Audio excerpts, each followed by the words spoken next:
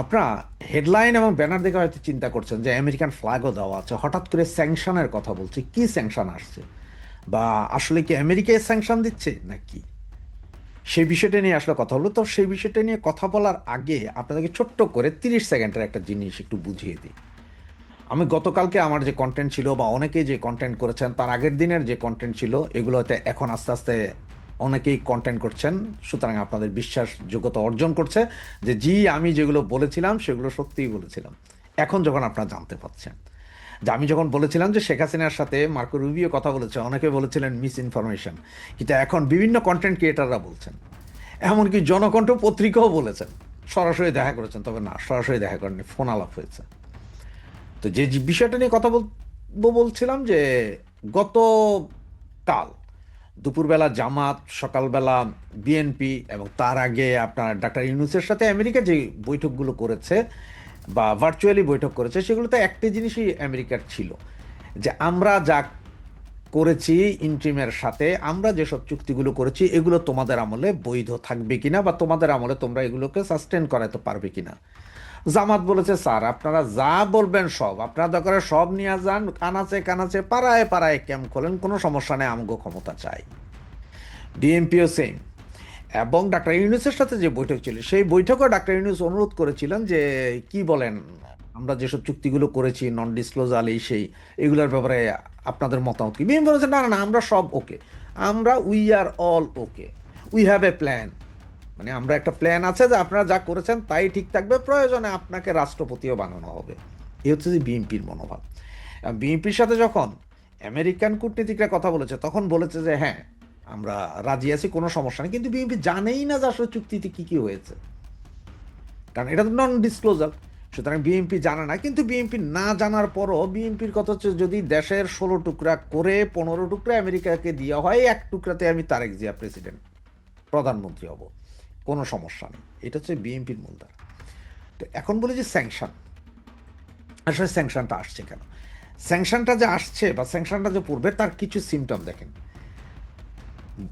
এই যে Bangladesh interim government already বোয়িংয়ের সাথে একটা চুক্তি করেছে, 14টা এয়ারবাস, বোয়িংয়ের এয়ারবাস কিনবে ইউএস থেকে। আর সেই এয়ারবাস কেনার চুক্তির কারণে আপনার বাংলাদেশ বিমান পরিচালনা পর্ষদে যেই পরিষদটা আছে বা যার ডিরেক্টর আছে, তাদের মধ্যে সম্ভবত 3 থেকে 4 জন এটার বিরোধিতা করেছে। ওরা বলেছে যে ভাই, এই মুহূর্তে বোয়িং কেনার দরকার নাই, আমাদের এমনিই বিমানের লস, তার উপর আরও কিনা আমরা কত লস দিব, কোথায় বিমান যাবে তার কোনো হদিস নাই এখন। এইসব নিয়ে তাদের সেখান থেকে 3 জনকে বহিষ্কার করা হয়েছে, এবং 3 জনকে বহিষ্কার করে সেই জায়গায় নিয়ে গিয়েছে আমাদের খলিল, মানে এনএসএ বা ন্যাশনাল সিকিউরিটি অ্যাডভাইজার, তৈয়ব এবং আক্তার, এই 3 জন, যাদের ছবি আপনারা আমার পেছনে দেখছেন, এই 3 জনকে বিমান পরিচালনা পর্ষদের ডিরেক্টর বানানো হয়েছে। হেরাজ খলিল কিন্তু একজন মন্ত্রী পদমর্যাদার, সে ডিরেক্টর হইতে পারে, কিন্তু তাকে সেখানে বসানো হয়েছে। আর তাকে সেখানে বসানো হয়েছে কেন, যাতে এই মাসের 30 তারিখের ভেতরে বিমানের সাথে ইউএসের এই চুক্তি হয়ে যেতে হবে। এবং আমি আপনাদেরকে বারবার একটা কথাই বলছি, যে এই মাসের 30 তারিখের ভেতরে প্রায় $9 বিলিয়ন আমেরিকাকে দিতে হবে অস্ত্র এবং বিমান কিনা বাবদ। এবং এই বিমান কেনার পরে, বিমান কিন্তু কালকে কিনলে পরশু দিন আসবে না, টাকা দিয়ে দিবেন 2031 সালে প্রথমে আমরা সাপ্লাই পাবো সম্ভবত 2টি বিমান, এরপরে ধাপে ধাপে বাকিগুলো পাবো। এই হচ্ছে যে অবস্থা, কিন্তু টাকা এখনই চলে যেতে হবে আমেরিকার ভান্ডারে। কারণ হচ্ছে যে আগামী ফেব্রুয়ারিতে ইলেকশনের পরে যদি কিছু হয়ে যায়, তার জন্যই 100% আমেরিকা এশিওর করতেছে যে আমাদের টাকাও পাবো, চুক্তিও আমাদের হয়ে যাবে। আর যার কারণে এই 3 পান্ডাকে বিমান পর্ষদে নেওয়া হয়েছে, এবং যারা এটার বিরোধী করে তাদেরকে বহিষ্কার করা হয়েছে। এগুলো এখন ওপেন সিক্রেট। এর ভিতরে বাংলাদেশ সরকার এর আগে আরও 6 মাস 7 মাস আগে ইউরোপের সাথে এয়ারবাস কেনার একটা চুক্তির কথা বলেছিল, এবং সম্ভবত চুক্তিটা একটা মৌখিক লিখিত নর্মাল চুক্তি হয়েছে সম্ভবত এরকম, কিন্তু সেখান থেকে পিছিয়ে হটছে, সেখান থেকে বিমান নিবে না। এরপর আবার ইউরোপের দেশগুলোর সাথে ইউরোফাইটার কেনার জন্য একটা কথাবার্তা চলছিল এবং সেটাও প্রায় শিওর ছিল যে 4টা বা 8টা ইউরো ফাইটার কিনবে, সেটা থেকেও পিছিয়ে হটে এসেছে। এই সব ঘটনা যখন হচ্ছে তখন ওই যে আমেরিকার যে বোয়িং বোয়িং যদি না কিনে তাহলে আমেরিকা স্যাংশন দিবে। এবং আমেরিকার স্যাংশনের দেখেন কিছু কিছু চিত্র দেখেন, আমেরিকার স্যাংশনের মধ্যে অলরেডি আপনার এই যে ভিসা, আপনারা যে ভিসা নিয়ে যাই সেটার উপর যেমন টোটাল কলাপস করছে। এরপর ট্যুরিস্ট যাইতে হইলে আপনার 15 লাখ টাকা জমা দিয়ে এরপরে ট্যুরিস্ট ভিসা নিতে হবে। এগুলো কিন্তু মোটামুটি একটা স্যাংশনের পর্যায়ে, এটা 100% স্যাংশন না, ইকোনমিক স্যাংশন না, কিন্তু এটা মানে আমরা তোমাদেরকে যে কোনো মুহূর্তে স্যাংশন দিতে পারি যদি তোমরা আমাদের এই জিনিস না নাও। এগুলো দেওয়ার পরও এরপরে বাকি চুক্তি যদি যেই সরকার আসবে সেই সরকার যদি না করে তাইলে আসবে মূল স্যাংশন। এইদিকে ইউরোপীয় ইউনিয়ন এরাও কিন্তু একটা স্যাংশন দিবে, এবং ওরা যে দিবে এটা ঠিক, কারণ ওদের মধ্যে অলরেডি কূটনীতিক দৌড়ঝাঁপ শুরু হয়েছে যে এয়ারবাসের চুক্তি করার কথা থাকলো, এয়ারবাস না কিনে তোমরা বোয়িং কেনার জন্য যাচ্ছ। এটা কিন্তু বিশাল লস ইউরোপের জন্য, তারাও স্যাংশন দেওয়ার চিন্তা ভাবনা করছে। আর সেই চিন্তা ভাবনা থেকে আপনার থেকে আজকে এই মুহূর্তে বলে দিই, একটু খোঁজ নিলেই পাবেন আপনারা, গ্যাপ, জারা এবং ম্যাঙ্গো সহ অলরেডি 6টা বৃহৎ ইউরোপীয় কোম্পানি তারা গুটিয়ে নিচ্ছে আমাদের দেশ থেকে তাদের বিজনেস। আপনি এটা অনন্ত গ্রুপে জানতে চাইলে তারা বলে দিবে গ্যাপের অবস্থা কি। এরপরে জারা, ম্যাঙ্গো, তারপরে আপনার অন্য আরও যেই 4-5টি বড় বড় কোম্পানি আছে যারা $বিলিয়ন গার্মেন্টস প্রোডাক্ট নেয়, তারা সকলে এখন আস্তে আস্তে বন্ধ করে দিচ্ছে। এবং জানুয়ারির 30 তারিখের ভেতরে যখন বোয়িংয়ের সাথে চুক্তিটা হয়ে যাবে টোটালি কলাপস করে দিবে গার্মেন্টস সেক্টরের এই সব বড় কোম্পানিগুলো সব কিছু নাও। এরা সব চলে যাবে ভারতে অথবা চায়নাতে, যেখান থেকে ওদের এরপরে সুবিধা তারা সেখানে চলে যাবে। কারণ ইউরোপ বলতেছে যে তোমরা এখানে আমাদের এইখানে উইদাউট ট্যাক্সবিহীন গার্মেন্টস পণ্য পাঠাও এবং সেই পণ্যে তোমরা লাভবান হও, আর আমাদের কাছ থেকে কিনা না কিনে তোমরা কিনবে আমেরিকা থেকে। ফর এক্সাম্পল আমেরিকাতে যদি বছরে যদি $50,000 গার্মেন্টস পণ্য যায়, সারা ইউরোপে যায় $2 বিলিয়ন। সুতরাং এটাই হচ্ছে যে কাহিনী। এবং এই জন্যই ইউরোপীয় ইউনিয়ন স্যাংশন দিবে 30 তারিখের পরে, যে কোনো সময়তে স্যাংশন আসতে পারে আপনারা দেখবেন। এবং যদি চুক্তি না হয় আমেরিকাও দিবে। আর এদিকে যে নির্বাচন, আওয়ামী লীগবিহীন নির্বাচন, এটা তো কি হচ্ছে আপনারা জানেন, এটা আসলে কোনো নির্বাচন না, এইটা হচ্ছে যে ইউনুসের যেই গভর্নমেন্ট আছে সে সরে যাবে, আরেকটা গভর্নমেন্ট আসবে, এবার যেই জিতুক এটা আসবে। এরপরে তো রাষ্ট্রপতিকে ইমপিচ করা হবে, তো রাষ্ট্রপতি আগেই বলে দিয়েছে যে উনি থাকতে চান না, সুতরাং উনি হয়তো ক্ষমতাটা দিয়ে চলে যাবেন। ইউনুস হয়তো এখানে একটা সুবিধা নিচ্ছে, বিএনপির সাথে এটা কথাবার্তা হয়েছে, এনসিপির সাথে কথাবার্তা হয়েছে, যেই জিতবেন জিতেন, আমাকে রাষ্ট্রপতি রেখে দিয়েন প্লিজ, আমার অনেক সহায় সম্পত্তি এই দেশে আছে, এগুলো রক্ষা করতে হলে আমার অন্তত 2-4-5 বছর আরও থাকতে হবে, এগুলোর একটা প্ল্যান। তো এতে আওয়ামী লীগ আলাদের হতাশ হয়ে লাভ নেই, কারণ এই ইলেকশনটাকে পৃথিবীর কোনো দেশই মেনে নিবে না, এবং যেটা মেনে নিবে না সেটার জিনিসগুলো আর আস্তে আস্তে দেখতে পারবেন। এই যে এখন হিউম্যান রাইটস ওয়াচ তারা গত পরশুদিন যে রিপোর্ট দিয়েছে যে বাংলাদেশে হত্যা, খুন, নৈরাজ্য দ্বিগুণ আকারে বাড়ছে, এবং এটা বেড়েই চলছে, কমার কোনো লক্ষণ নেই, আইন শৃঙ্খলা পরিস্থিতি নেই। এবার আস্তে আস্তে এখন সবাই মুখ খুলবে, আস্তে আস্তে মুখ খুলতে থাকবে এবং এটা দেখতে থাকবেন। সুতরাং আওয়ামী লীগ নেতাকর্মী, আমার ভাই বন্ধুকে বলবো, ভয়ের কোনো কারণ নেই। হ্যাঁ, আপনাদের হয়তো হতাশা হতে পারে যে আপনারা এই মুহূর্তে ক্ষমতায় নেই বা ক্ষমতায় আসতে পারতেন না। ভাই, আপনারা 16 বছর চালিয়েছেন, 16 বছরে আওয়ামী লীগ যা করে দিয়ে গেছে আগামী 50 বছরও অন্য কোনো সরকার এসে এটা করতে পারবে না। এটা মানুষ জানে, আমজনতা জানে, সাধারণ জনগণ জানে। আর তার জন্য এখন যেই সরকারই গঠিত হবে হোক, সেটা কতদিন সাস্টেন করে এবং তার মাজার জোর কয়দিন থাকে সেটাও আমরা দেখার বিষয়ে দেখি। তবে খুব বেশি দিন তারা থাকতে পারবে না, কারণ ইন্টারন্যাশনালি আওয়ামী লীগবিহীন নির্বাচন কেউ মেনে নেবে না। আওয়ামী লীগবিহীন নির্বাচন না বলি, আমি যদি এটাকে এইভাবে বলি যে বাংলাদেশের 50% লোকের মতামত উপেক্ষা করে কোনো ইলেকশন আন্তর্জাতিক বিশ্ব মেনে নেয় না এবং মেনে নিবেও না।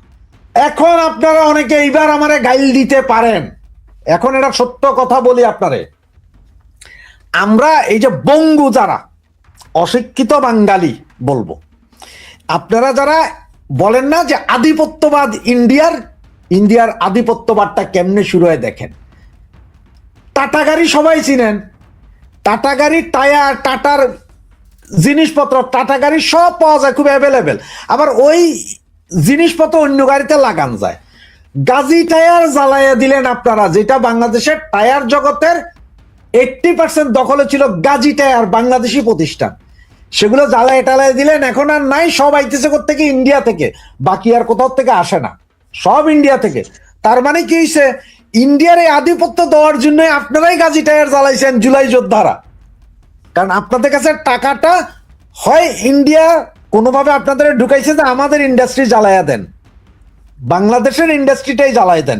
গার্মেন্টস ফ্যাক্টরি শত শত বন্ধ হয়ে গেছে, ইন্ডিয়ান কাপড়ের 6 লাভ, এইটাও তো সেই একই তাল। তার মানে আমার দেশের যা অশিক্ষিত লোকজন, আপনারা বুঝেনি নাই যে আমার দেশের যেসব কোম্পানি আছে, বাইরের কোম্পানিগুলা আমার দেশের একজন সরকার যে কিনা এই দেশের কথা চিন্তা করছে, তাকে ফালাই দেওয়ার জন্যই টাকা দিছে ডিপ স্টেটের মাধ্যমে। বলা হয় এনজিওর মাধ্যমে, এনজিওর মাধ্যমে যা আসছে তার চেয়ে বেশি আসছে এইভাবে। ওই যে আমেরিকার তেল কোম্পানি ডোনাল্ড ট্রাম্পকে টাকা দিছে, সেম একই ঘটনা ঘটাইছে। এটা আমরা আপনারা তখন বুঝি নেই, এবং এখনো বুঝেন কিনা জানি না, এখনো আপনারা আছেন, লাইগেই আছেন যে এইটা করো, ওইটা করো, হ্যান করো, ত্যান করো। আর এই ইন্ট্রিম থাকার জন্য সমস্ত ইনভেস্টারদের, তাহলে তারা এখন লাভ তো তুলে নিবে। সেম কাহিনীতে আমেরিকা কি করবে ভাই? আমেরিকার লাভ তুলতে হবে না? আমেরিকা মাথা কাটাইছে, আমেরিকার ডিপ স্টেট কিছু টাকা তো দিছে, একদম অল্প দুঃখ বেশি দুঃখ 29 মিলিয়ন বলছে ডোনাল্ড ট্রাম্প, 29 মিলিয়ন দিচ্ছে, ওকে ধরে নিলাম। এখন তাহলে আমেরিকা থেকে কিনতে হইব না আপনারা কিছু, বন্দর দিলেন, অমুক দিলেন, এগুলো তো লং টাইম, এটা তো ইনস্ট্যান্ট তুলতে হবে, সেই জন্য বিমান কিনতে হইব আপনারে, সেই জন্য যুদ্ধ জাহাজ কিনতে হবে। এখন যুদ্ধ জাহাজ আপনি চায়না থেকে কিনেন আর জার্মান থেকে কিনেন, আমেরিকার ভাগ আমেরিকাকে দিয়েই দিতে হবে, ওইটা ভাগ দিতে হবে। অস্ত্র আপনি যেখান থেকে কিনবেন কিনেন, আমেরিকা থেকে কিনতে হবে, আমেরিকার আপনার ভাগ দিতে হবে। আমেরিকা যে পয়সা ইনভেস্ট করছে সেটা আপনার থেকে অটো এমনি তুলে নিবে। ওই যে চুক্তি হয়েছে বিমানের, 10টা বিমান নাকি বোয়িং, চুক্তির যে মানি, চুক্তির পয়লা শর্তের যে টাকা, ওইটাই হয়েছে 29 মিলিয়নের বেশি, ওরা নিয়েই গেছে আগেই। আমেরিকা তুলবে, তখন আমেরিকা তুলবে। এরপরে এই যে আপনারা আগামী 5 বছর বা 10 বছর ধরে আরো খাইবো, সেটার জন্য আপনি দিতে হইব, সেটার জন্য আপনার দেশে স্টেবল গভর্নমেন্টের দরকার। সেটার জন্য সব দলগুলারে নিশ্চুপ, যাতে সব দলগুলা কোনো আওয়াজ না করে, সেই বিষয়ে কথা বলতে হবে। এখন নন ডিসক্লোজার এগ্রিমেন্ট আছে, কি কি চুক্তি হয়েছে, কি কি, এগুলো এখনো বের হয় নাই। এখন আমেরিকার একটা ভয় আছে, কালকে যদি ইলেকশন, যদি এইরকম অবস্থায় ইলেকশন যদি হইয়া যায়, এই সরকার যাওয়ার আগেই হয়তো এই দলিল পত্র সব বাইরে যাবো। কোন সচিব কখন ফাইল ছেড়ে দিব কেউ তো জানে না, নেটের যুগ, খাইয়া তো বসবেন আপনার, তখন তো মানুষ দেখা যাইব।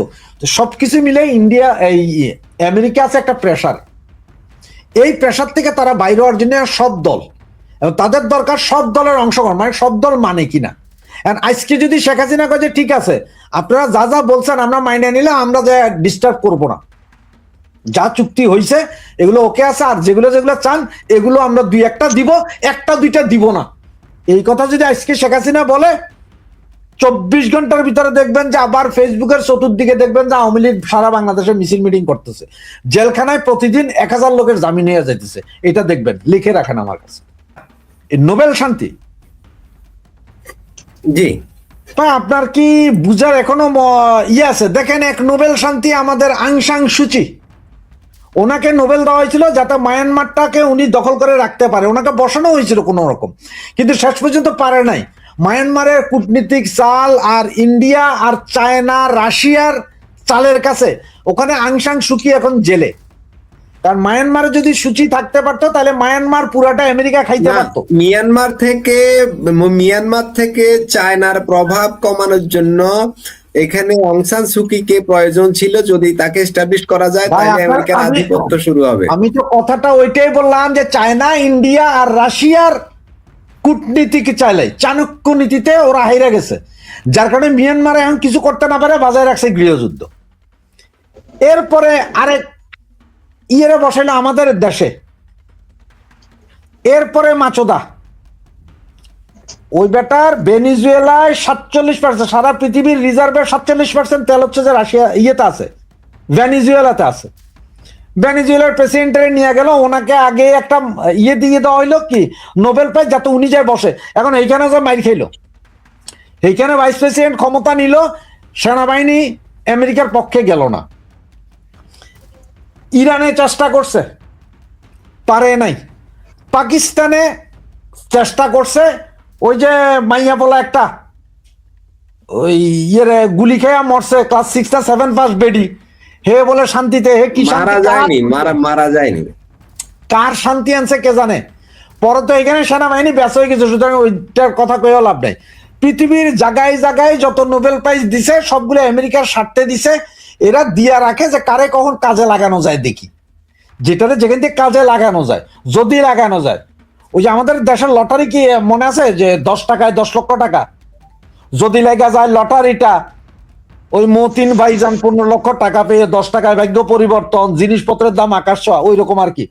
যে নোবেল দিয়া রাখো, যদি কখনো কামে লাগান যায়, করে দিলাম কাম, অসুবিধা কি আছে।